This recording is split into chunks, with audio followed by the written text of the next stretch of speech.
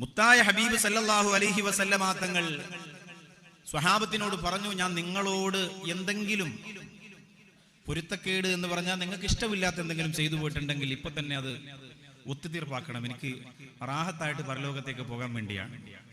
ആരാണ് പറയുന്നത്? റഹ്മത്തുൽ ആലമീനാണ്, ലോകത്തിന്റെ മുഴുവനും അനുഗ്രഹമാണ്. ഒരു കുഞ്ഞുറുമ്പിനെ പോലും വേദനിപ്പിച്ചിട്ടില്ലാത്ത ഹബീബ്. അറിയുന്ന കാര്യം നിങ്ങളൊന്ന് സങ്കല്പിച്ച് നോക്കിയാൽ താങ്ങാൻ പറ്റുമോ നിങ്ങൾക്ക്?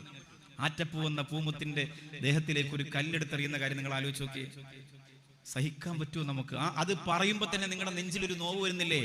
അപ്പോഴെങ്ങനെയാണ് അള്ളാഹുവിന്റെ ഹബീബ് നബി മുഹമ്മദ് മുസ്തഫ അവിടത്തെ എങ്ങനെയാണ് സഹാബത്ത് കണ്ടിരുന്നത്? ആ പ്രിയപ്പെട്ട സഹാബത്തിന്റെ കണ്ണ് നിറഞ്ഞു.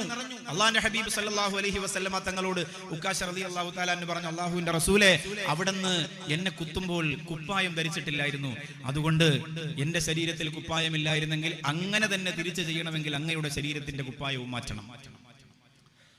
സ്വഹാബത്തിന്റെ കണ്ണ് നിറഞ്ഞു. നബി സല്ലല്ലാഹു അലൈഹി വസല്ലമ തങ്ങൾ തന്റെ കുപ്പായം അഴിച്ചു.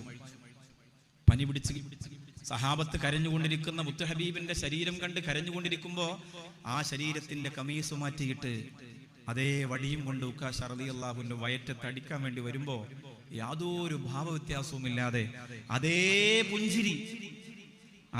പുഞ്ചിരി ഇങ്ങനെ മുഖത്ത് വിടർത്തിയിട്ട് അള്ളാഹുവിന്റെ ഹബീബ് സല്ലല്ലാഹു അലൈഹി വസല്ലമ തങ്ങൾ ഉക്കാശയ്ക്ക് സ്വാഗതം ചെയ്യാൻ. സഹാബികൾ കണ്ണ് നിറഞ്ഞവർ, തല കുനിച്ചവർ, തളർന്നു വീണവർ, ബോധം നഷ്ടപ്പെട്ടവർ എത്രയാണ് ആശിക്യങ്ങൾ. അതിനിടയിൽ ഉക്കാശ റളിയല്ലാഹു തആല പുന്നാര ഹബീബിന്റെ മുമ്പിലെത്തിയപ്പോൾ സഹാബത്ത് ആകെ ഒന്നടങ്കം യാ അല്ലാഹ് എന്ന് വിളിക്കുമ്പോൾ ആ വടി ദൂരേക്ക് എറിഞ്ഞിട്ട് അള്ളാഹുവിന്റെ ഹബീബ് നബി മുഹമ്മദ് മുസ്തഫ സല്ലല്ലാഹു അലൈഹി വസല്ലമ തങ്ങളെ വാരി പുണർന്ന ഒരു ചരിത്രം പറഞ്ഞു. അള്ളാഹുവിന്റെ ഹബീബേ, എനിക്ക് അങ്ങയുടെ വഫാത്തിന് മുമ്പ് ഇങ്ങനെ ഒരു അവസരം എന്റെ ജീവിതത്തിൽ എനിക്ക് കിട്ടൂല ഹബീബേ. അങ്ങയുടെ പൂമേനി ഒന്ന് വാരിപ്പുണരാൻ, അതിലൊന്ന് തൊടാൻ എന്റെ കൈകൾക്ക്, ഈ പാവപ്പെട്ട ഉക്കാശത്തിന്റെ കൈകൾക്ക് കഴിയാന്ന് പറഞ്ഞാൽ അതൊരു ഭാഗ്യമാണ്.